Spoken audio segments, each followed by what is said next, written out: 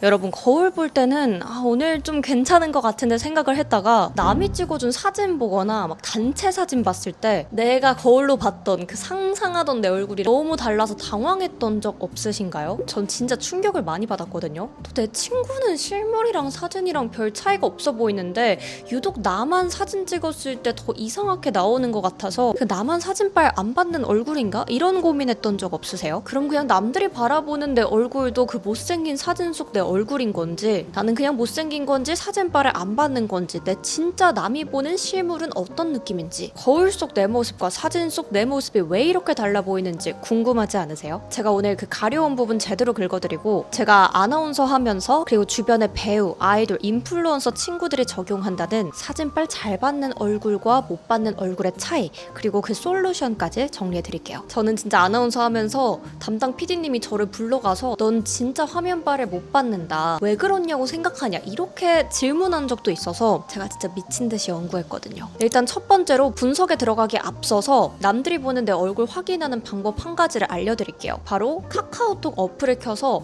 거기서 사진 바로 찍는 모드 있죠. 거길 들어갔을 때 내 얼굴이 어떻게 사진 찍히는지 이걸 한번 확인해 보시면 거울 속의 내 모습이랑은 상당히 다르실 겁니다. 이게 바로 좌우 반전 때문에 그래요. 요즘 아이폰 같은 거 보면은 기본적으로 카메라 설정에 좌우 반전이 안 되게 설정이 되어 있거든요. 내 거울 속 모습이랑 가장 유사하게 나오도록 설계가 된 거죠. 그래야 우리들의 만족도가 높으니까요. 하지만 남들이 보는 내 모습은 내가 거울 속에 보는 내 모습과 좌우가 반전된 모습입니다. 특히 여기서 얼굴에 비대칭이 심하신 분들일수록 더 충격을 많이 받으실 텐데요. 좌우가 바뀌었을 뿐인데 내 얼굴의 이미지, 인상 자체가 완전히 달라지지 않나요? 그래서 일단 사진빨을 못 받는 얼굴의 첫 번째 특징은 다들 예상하셨듯이 좌우 비대칭이 심한 얼굴인데요. 이건 사실 남들이 보기에는 사진빨 안 받는다고 안 느껴지기 때문에 괜히 내 친구들은 지금 내가 보는 실물이랑 사진이랑 똑같이 나오는 것 같은데 내가 내 사진만 보면 유독 더 못생기게 나오고 자연스럽지 않다고 느껴지는 이유가 여기에 있습니다. 그래서 내가 내 실물, 남들이 보는 내 얼굴을 정말 예쁘게 만들고 싶다면 거울 속의 내 모습이 아니라 좌우 반전이 된 내 모습을 보고 화장을 하거나 스타일링을 해주는 것도 아주 좋은 방법이 되겠죠. 요즘은 거울도 좌우 반전돼서 나오는 거울도 있다고 하더라고요. 두 번째로 사진빨 못 받는 유형, 이게 가장 큰 특징입니다. 바로 확장 가능한 면적이 클수록입니다. 이게 얼굴이 얼마나 확장되어 있는가, 이게 아니라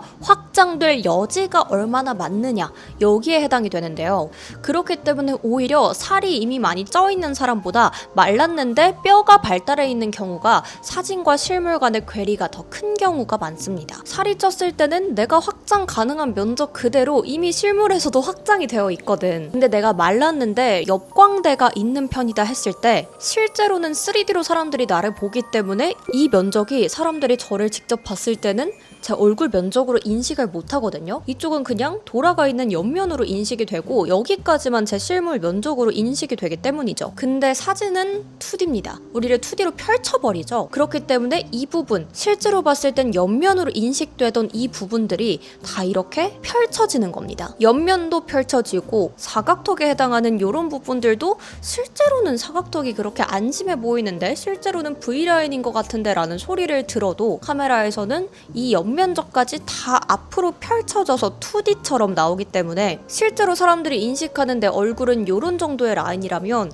카메라 앞에서는 여기부터 여기까지 다 내 얼굴 면적으로 인식이 되면서 완전 빵떡처럼 나올 수밖에 없는 거죠. 옆광대가 있다면 무조건 실물의 2배로 나올 수밖에 없기 때문에 옆광대가 있는 사람들에게 매우 불리합니다. 펼쳐질 수 있는 면적인 사각턱, 이중턱과 같은 부분들도 마찬가지로 실제 내 얼굴의 끝선과 끝선보다 더 확장되어 카메라에 담길 수밖에 없는 특징이 되는 거죠. 그래서 연예인들 중에서도 유독 실물파다라는 이야기를 듣는 분들 보면 다들 좀 옆광대가 있고 사각턱에 있는 얼굴입니다. 저 같은 경우에는 포토샵 하면서 다른 건 다 안 해도 이것만 무조건 얼굴에 뽀샵하는데 손대는 게 있는데 태양혈이라고 하더라고요. 이 눈부터 얼굴 끝점 광대까지 길이, 요 길이 부분이 사진만 찍으면 너무 크게 나와서 요 길이만 확 줄여줘도 내 실물이랑 훨씬 비슷해지더라고요. 자, 그럼 이런 분들한테 솔루션 드릴게요. 무조건 카메라 앞에서는 확장되어 보일 수 있는 여지가 있는 부분들을 없애버리는 게 가장 최선의 방법입니다. 저는 머리가 길었을 때는 이렇게 이렇게 옆머리 사이드뱅을 해서 이쪽을 이렇게 가리고 다녔습니다. 실물로 봤을 땐 별 차이가 없는데 카메라 안에서는 이 눈과 내 얼굴 끝점 사이의 거리가 줄어들어 보이면서 훨씬 실물이랑 비슷하게 나오더라고요. 실제로 제가 경락을 열심히 받았을 때 실물에서는 큰 차이가 없다고 얘기를 많이 들었는데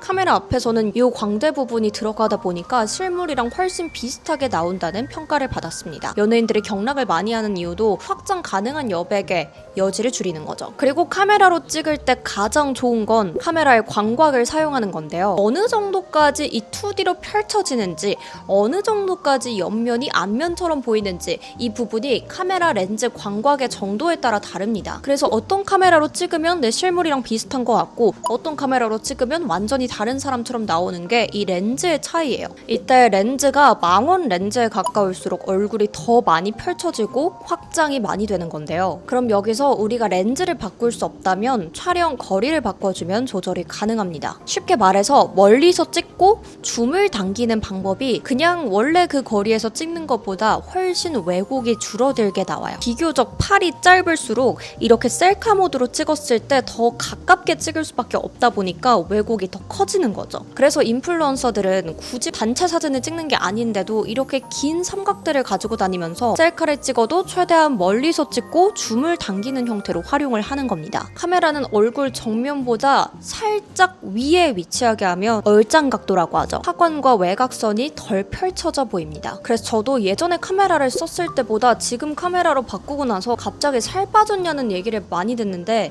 저는 오히려 지금 살이 더 쪘고요. 지금 카메라는 완전 광각으로 찍는 카메라라서 실제로는 이렇게 멀리서 찍는데 제가 이렇게 1.2배에서 1.3배까지 줌을 당겨서 찍으면 훨씬 제 실물처럼 나오는 거죠. 두 번째로 카메라빨 받는 요소에서 중요한 게 앞볼의 입체감인데요. 이게 아무리 2D로 펼쳐진다고 해도 이 앞볼 부분이 좀 입체감이 있고 톡 튀어나와 있으면 상대적으로 옆면이 옆면으로 인식이 됩니다. 근데 저처럼 앞볼 부분이 판판하면 이 옆부분이 펼쳐졌을 때 그냥 같은 선상에 있는 것처럼 보이면서 면적의 확장이 더 크게 느껴지는 거죠. 경계감이 없다 보니까요. 그래서 내가 아무리 광대가 있어도 이 앞볼의 볼륨감이 차오르게 살려준다면 펼쳐졌을 때 부해 보이는 느낌이 조금 덜해 보일 수 있어요. 그래서 오히려 이쪽 부분에 살이 쪘을 때, 볼살이 있을 때 카메라의 왜곡이 실제보다 덜한 것처럼 느껴질 때도 있습니다. 제가 뼈말라였을 때, 이쪽에 살이 아예 없을 때 이 펼쳐지는 부분이 그냥 아예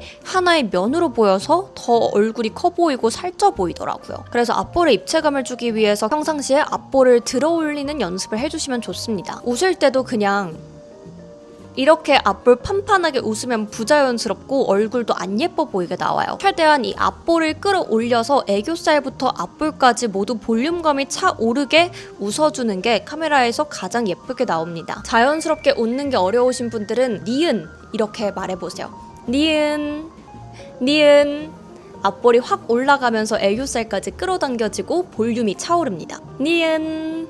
이렇게 되면 아무리 옆면적이 펼쳐져도 이 앞볼과 옆면적 간의 구분이 확실히 되겠죠. 세 번째는 눈이 얼마나 돌출되어 있는지입니다. 카메라에서는 원근감이 가장 중요하죠. 실물로 봤을 때는 눈이 돌출되어 있는 게 꼭 예쁘거나 못생겼다를 좌우하는 기준은 아닙니다. 그냥 그 사람의 캐릭터이자 개성으로 치부되는데요. 다만 카메라 앞에서는 눈이 돌출되어 있는 편이 훨씬 더 유리하고 예쁘게 나옵니다. 실제로 저는 눈이 일반 사람들보다 좀 더 안으로 들어가 있는 내안각이라고 하는 눈을 가졌는데요. 이렇게 되면 카메라상에서 원근감을 계산했을 때 눈이 훨씬 더 위에 멀리 있기 때문에 실제 제 눈보다 더 작게 잡히는 거죠. 그리고 눈이 돌출되어 있는 사람은 실제보다 카메라에서 조금 더 눈이 선명하게 나오기도 합니다. 그래서 저는 이걸 커버하기 위해서 애교살 그리고 속눈썹 연장과 같이 눈의 위와 아래에 최대한 볼륨감을 더해줘서 내 눈의 위치가 여기 있다라는 걸 조금 더 명확하게 인지시켜 주려고 합니다. 마지막으로는 얇은 쌍꺼풀인데요. 저처럼 쌍꺼풀이 있긴 해도 거의 먹히는 정도의 쌍꺼풀이거나 쌍꺼풀이 거의 없으신 분들은 당연히 카메라빨을 잘 받기 어렵겠죠. 특히 김고은 씨처럼 무쌍인 분들 실물이 더 예쁘다는 이유도 이 쌍꺼풀에 있습니다. 그리고 저처럼 얇은 쌍꺼풀이 있는 경우에는 실물로 봤을 때는 저 사람이 쌍꺼풀이 있다라는 부분이 충분히 인지가 되는데 카메라에서 봤을 때는 각도에 따라서 쌍꺼풀이 이렇게 아예 먹혀버리면